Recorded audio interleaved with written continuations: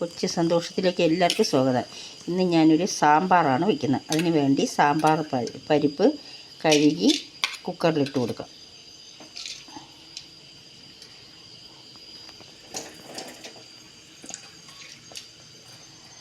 കൂടെ തന്നെ ഒരു 4-5 അമരപ്പയർ, 2-3 പച്ചമുളക് കട്ട് ചെയ്തത്, കുറച്ച് കൊച്ചുള്ളി, ഇത്രയും കൂടെ ഇട്ട് വെള്ളം ഒഴിച്ച് ഉപ്പും ഇട്ട് നമുക്ക് അടുപ്പിൽ വെച്ച് വേവിക്കാം.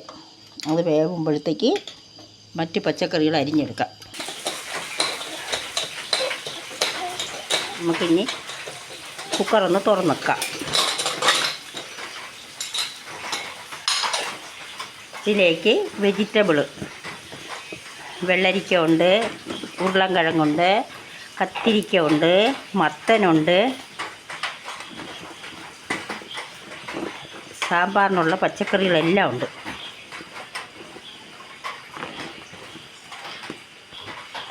പ്രധാനം ഒരു 2-3 കഷ്ണം വെളുത്തുള്ളിയുടെ ഇടണം ഗ്യാസിന്. പലരും പല രീതിയിലാണ് വയ്ക്കണം. ഇതിലേക്ക് പുളി വെള്ളം ഒഴിച്ച് ഒന്ന് വേവിക്കാം.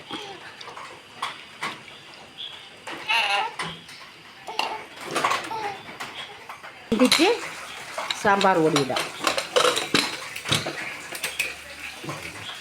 ഇത്തിരി വെളിച്ചെണ്ണ വീട്ടി ഒന്ന് വഴറ്റിയെടുക്കാം. വിഴുവിഴുപ്പൊന്ന് മാറാൻ വേണ്ടി, ഒട്ടിപ്പിടി.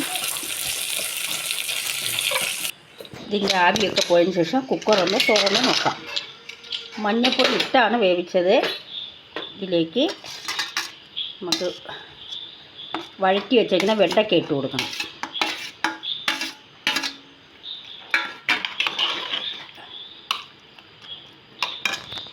ഇനി സാമ്പാർ പൊടി ഒരു 2 സ്പൂൺ സാമ്പാർ പൊടി, ഒരു 1.5 സ്പൂൺ മല്ലിപ്പൊടി ഇട്ടാൽ കൊഴുപ്പ് കിട്ടുള്ളൂ.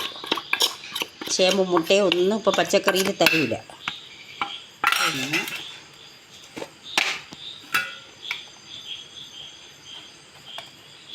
അല്പം ഉലുവപ്പൊടി, കായം,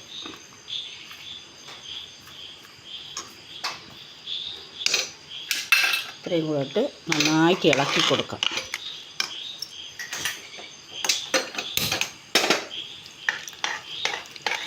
വെള്ളം വേണമെങ്കിൽ ചേർക്കാം.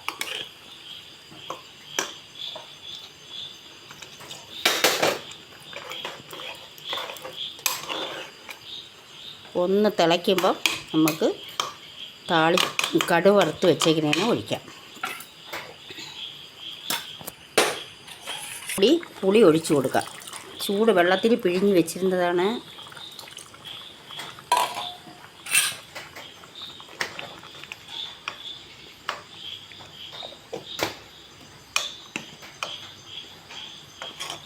മല്ലിയില ഇട്ട് കൊടുക്കാം.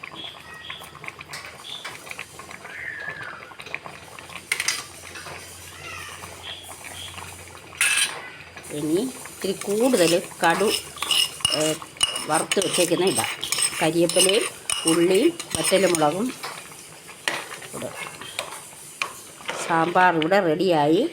അറിഞ്ഞൂടാത്തവർ വെച്ച് നോക്കണം. പലരും പല രീതിയിലാണ് വെക്കുന്നത്. ലൈക്ക് ചെയ്യണം, ഷെയർ ചെയ്യണം, സബ്സ്ക്രൈബ് ചെയ്യണം.